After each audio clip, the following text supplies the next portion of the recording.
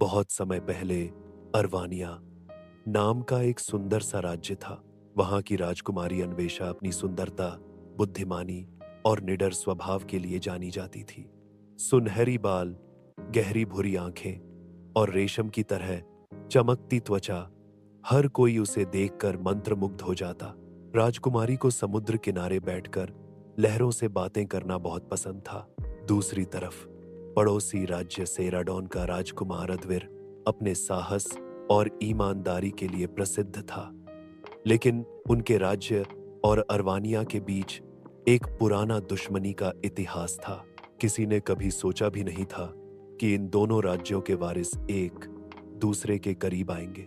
एक दिन समुद्र के किनारे अज्ञात रूप से आए तूफान में अन्वेषा का रथ फंस गया।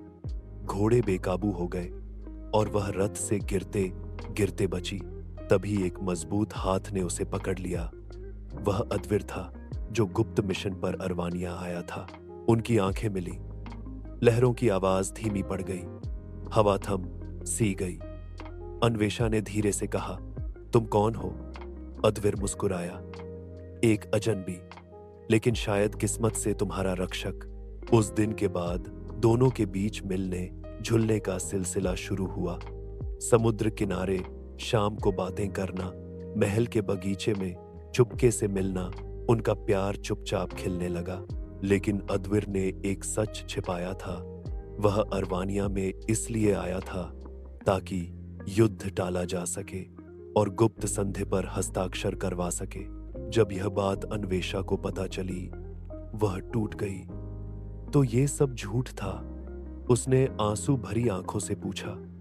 नहीं, तुम्हारे लिए मेरा प्यार सच्चा है, लेकिन मैंने शुरुआत में सच नहीं बताया क्योंकि डर था तुम्हें खोने का। इस बीच दोनों राज्यों के राजा युद्ध की तैयारी करने लगे। एक रात अन्वेषा ने अपने पिता से कहा, पिता, अगर ये युद्ध हुआ तो सिर्फ खून बहेगा, लेकिन अगर आप और सेराडोन के राजा मिले तो हम एक नया इतिहास बना सकते हैं। पिता ने गुस्से में कहा, तुम एक दुश्मन राजकुमार के लिए अपने राज्य के साथ विश्वासघात कर रही हो। अन्वेषा ने सिर झुका लिया, लेकिन हार नहीं मानी। युद्ध के दिन अद्विर ने खुद को दुश्मन सेना के सामने खड़ा कर दिया और कहा, अगर तुम्हें युद्ध करना है तो पहले मुझे मारना होगा। उसकी बहादुरी और सच्चाई देखकर दोनों राज्यों के सैनिक रुक गए। अन्वेषा भी आगे आई और बोली, अगर ये मर गया तो मैं भी जिंदा नहीं रहूंगी। राजाओं के दिल पिघल गए और उन्होंने युद्ध रोकने का फैसला किया। कुछ महीनों बाद समंदर किनारे, उसी जगह जहां उनकी पहली मुलाकात हुई थी, अद्विर और अन्वेषा का विवाह हुआ। लहरों की गूंज, शाम का सुनहरा आसमान और चारों ओर खुशियों की आवाज, दो राज्यों की दुश्मनी हमेशा के लिए खत्म हो गई। अद्विर ने अन्वेषा के कान में फुसफुसाया, समंदर के उस पार का वादा आज पूरा हुआ।